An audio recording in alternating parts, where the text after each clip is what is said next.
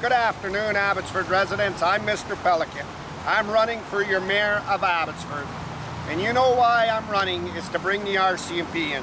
For many months, I've showed you what Abbotsford has worked on, not just me, but many people behind the scenes.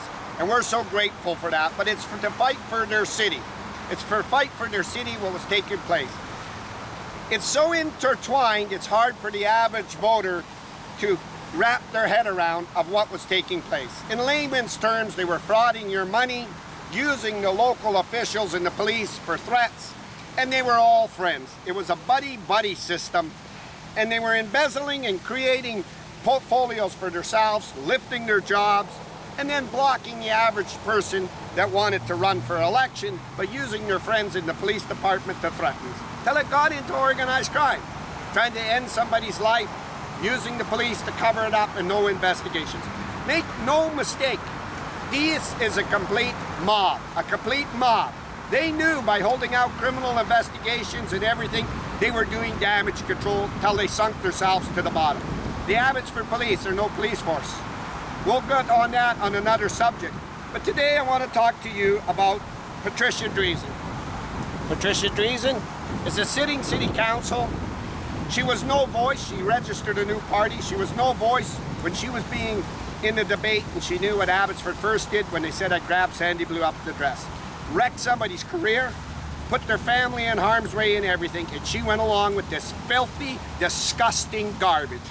She figures now, Abbotsford First is gone, that she's going to create a new party called The Voice. Patricia Dreesen stood to gain by sitting on Archway Community Services as a director and contracting to it, and that's why she didn't call it out, which is inside trader, it's fraud, and it's corruption. And she knew that. And Abbotsford City, people in here started to help Abbotsford. So the election's not far out. We'll be going into it. We see all the people that are already lobbying. But I want to talk to you about one thing, Corky Neufeld.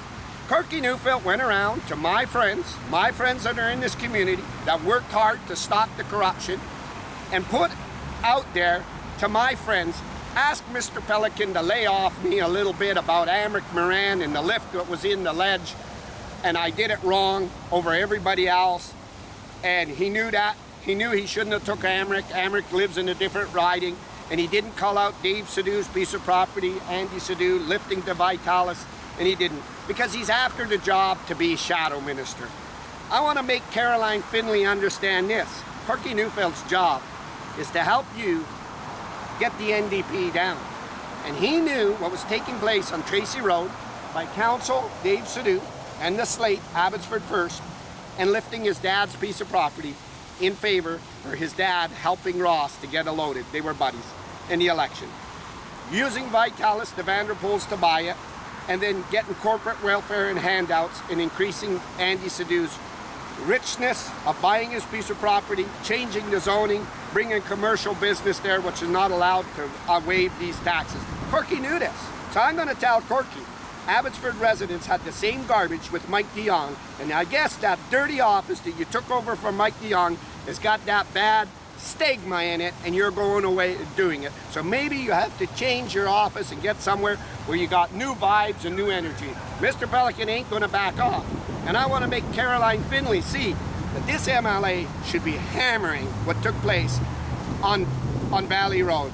And he should be hammering that on Tracy Road too, what took place. And he should be hammering that and on Barrowtown and everything. He ain't.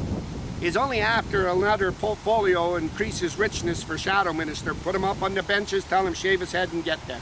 And then we got Armin Bangdu. Armin Bangdu is so beat up, he don't know which way to go after what he did with Caroline Elliott.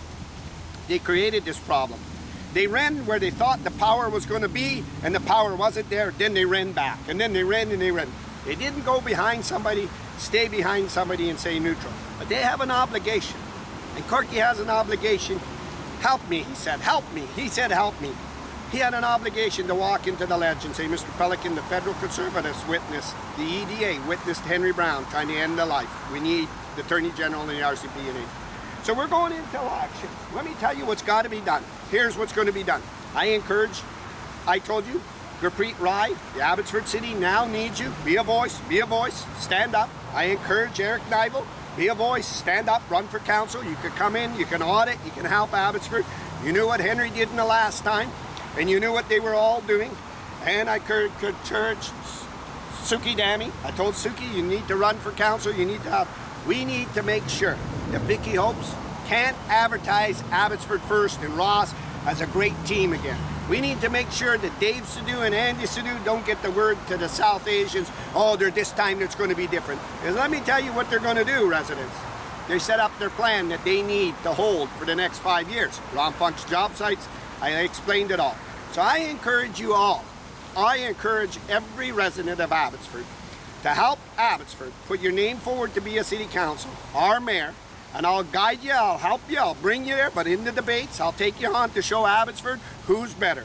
We need to go after lower our taxes, we need to bring economic drivers in here, and we need to fix the problems on Archway Community Services and all the inside traders up on that floor.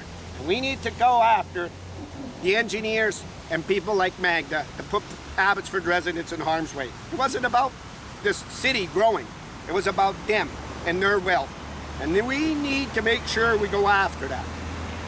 I'm planning on bringing the best team in to help Abbotsford. I'm going to go after them, and I'm going to lower your taxes immediately. I'm going to crank down the $1,700 on the Abbotsford police, rip their new vehicles out of their hands. I'm going to go after why the school board is almost, the school is making more than our hospitals.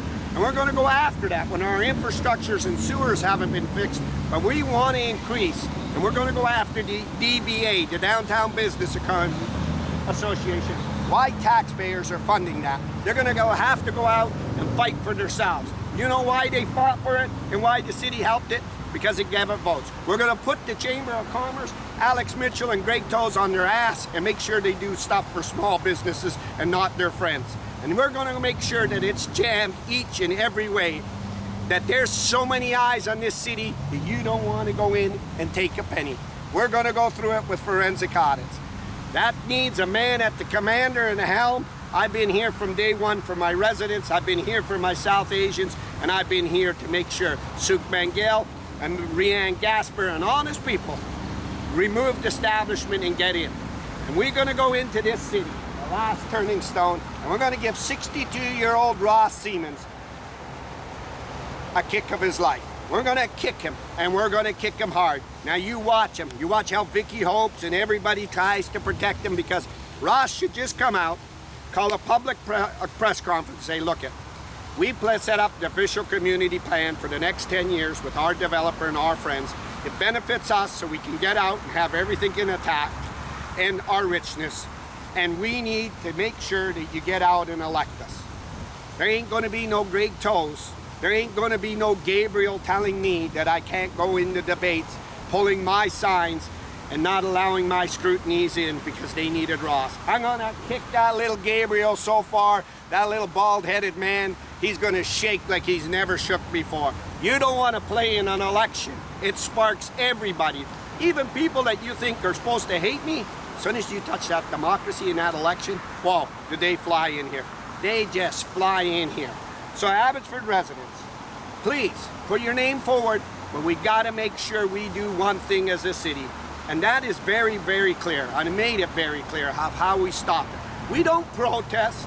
We don't go to Vicky Hopes. We don't go and ask Ed Fast and Mike DeYoung that we're tied to it. We walk in and we get ourselves elected to take our city. And that's how you turn it over and you change it all. There's no use standing on the streets and protesting. It's election time. You get in, you get elected, and you put them out on the streets, and then we go after them financially, and we open up forensic audits.